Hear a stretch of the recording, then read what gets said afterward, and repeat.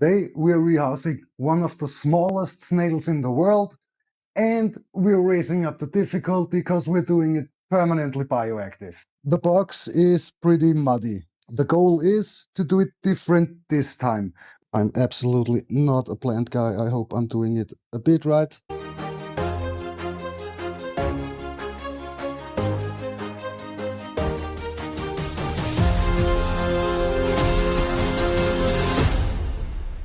Hello, creature lovers, and welcome to the universe. My name is Martin from Creepy Creatures Universe, and if you enjoy invertebrate content, you should hit that subscribe button because we will deliver you a lot of it. And today we are going with snails. We have Allopeas CF gracile. CF stays for confer, which means look alike. So it looks like Allopeas gracile, but it's not confirmed that this is this species. And as you can see, the box is pretty muddy. They need a humid environment, and we set up the box over a year ago, on the 29th of January 2025. And fact is, it will be a pain in the you-know-what-I-mean to rehouse them. So the goal is to do it different this time. We will have the same box, but the ventilation a bit lower on the front and a bit higher on the back. So we have a cross ventilation inside. And we are trying to do it permanently bioactive. We bought this plant at the expo in Vienna. Don't ask me for the name of the plant because I didn't ask and it wasn't written on the pot, but that's totally okay. So what is the goal? It's pretty simple. Since the rehousing of them is a pain in the back, we want to have a setup that doesn't make it necessary to rehouse. This worked pretty well because there was a lot of material for compostation inside, and we tried to put a little bit fresh leaf litter, but that doesn't do us a favor at all. It makes it better, but not good. So the plan here is to use live plants. The live plants should also absorb a bit of moisture from the ground and evaporate it to the air or need it for itself. So we have a bit better cycle with the humidity inside, at least I hope so. And we start with the substrate. Since this is a first timer for us, normally bioactive setups doesn't make sense. This is how we keep our isopods, and how should I bring plants inside there. Here, this is a different go. This enclosure could be much smaller in height, but they are in there anyways, so we will use it and put plants inside, and let's see what we got. First, the substrate. This is a pretty cool mixture of substrate because it's sift through leaf humus, white rotten wood, and peat. Local peat, responsibly harvested peat. If you're interested in substrates, I can make a video on that on another day. I think there are a few pretty interesting things about substrate to tell. Then we go with moss again, but this time with a little different approach. We don't use that much moss. And we put the moss back here in the corner. And I'll show you why in a minute.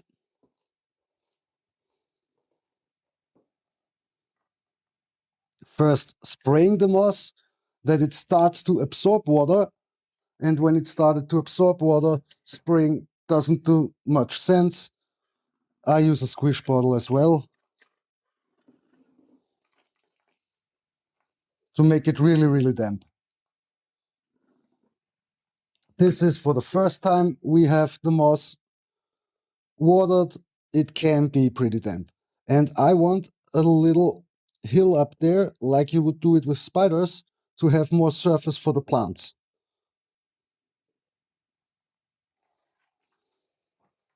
Watered it a bit.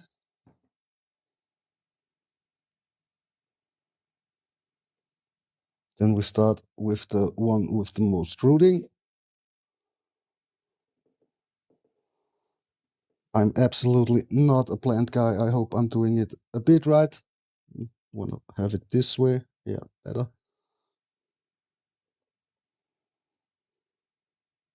And my hope is the plants will grow the root into the moss. I mean, I don't think the box will dry up anytime, but if it does, the moss will prevent a complete dry out. I'm not sure if that works, but that's the idea behind it. I would have put in moss anyways, but not that much. And you can do that because the snails do not eat that plant matter. I hope they don't eat the plants. We will see that as well. I'm not that good at putting plants into something, but I think that looks not that good. Come on. That looks better, yes. I compress this a bit, not too much, but a bit. Then we will put a bit of white rotten wood around. Just another part of decaying substrate that will fertilize the plants a bit, because the snails are pretty tiny and it will take time until the snails produce enough waste to fertilize the plants. So we should have enough fertilizer with the humus and the white rotten wood. We sprayed it down a bit again. And now comes the interesting part. I hope this is a good idea. I do a little bit watering next to the plants.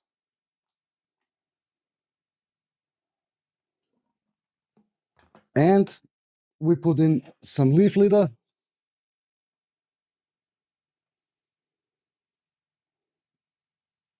That's more a thing for the eye than that it's needed. Oh, that was not that good idea. Let's clean the box a bit. And pretty important in this bioactive kind of setup, springtails.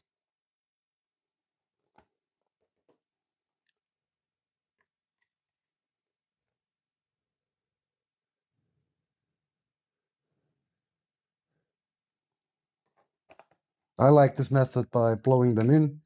Then we use a bit of calcium.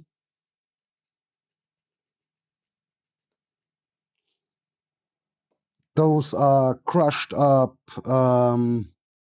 seashells or shells. And I think that's a pretty good idea because it isn't that sensitive to water.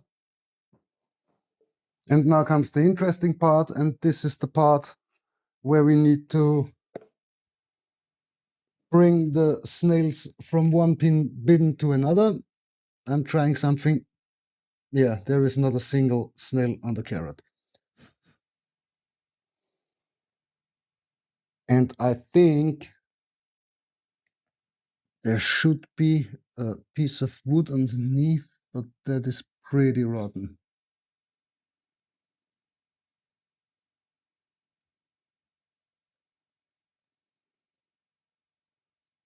Yes. So you are going over there. That's okay.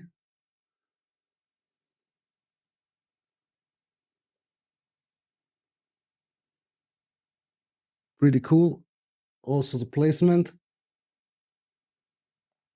Now we will put one slice of carrot in here. And now we start collecting a few snails here.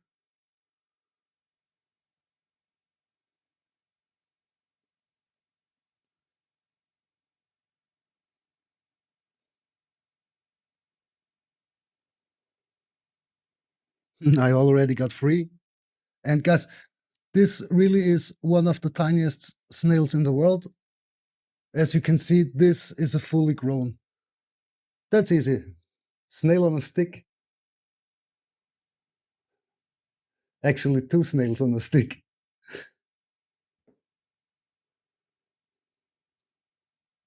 I want to try something else.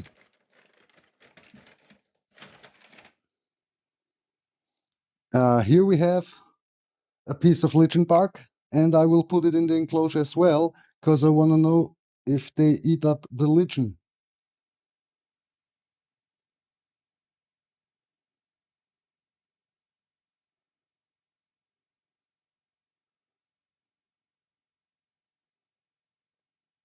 Oh my god, this will be... that won't be fun. And in reality, we will do ourselves a favor. We will put protein pieces on leaf pieces. We will put some silkworm pupae pieces inside there. These little fellas are pretty protein driven. So I think we will get, when we put in round pieces, in a few minutes we will get little hedgehogs, and we will transfer them over there. I try to show you that on video, but we will take it downstairs. It will take a lot of time to rehouse most of them. From here on, I think there will be a little part with the little hedgehog transferring. Yeah, so this didn't work that well as planned. Normally the protein pieces really look like hedgehogs, but there are a lot outside that we can collect and transfer to the other box, so this worked pretty well in reality. And after that, as always, I hope you enjoyed the video. These tiny little snails are pretty cool for a bioactive enclosure or a plant enclosure, or wait with the plant enclosure, we tell you if they eat the plants or not. And they will be available. Once again, they will be available, and maybe they will be available in May in Italy, but I don't want to spoil it that much. We didn't finish it yet. And with that said, nothing more to say from me besides wish you all the best. Have great 3 days. Subscribe to this channel if you like this type of content. It helps out a lot with the algorithm. And see you in the universe. Bye bye.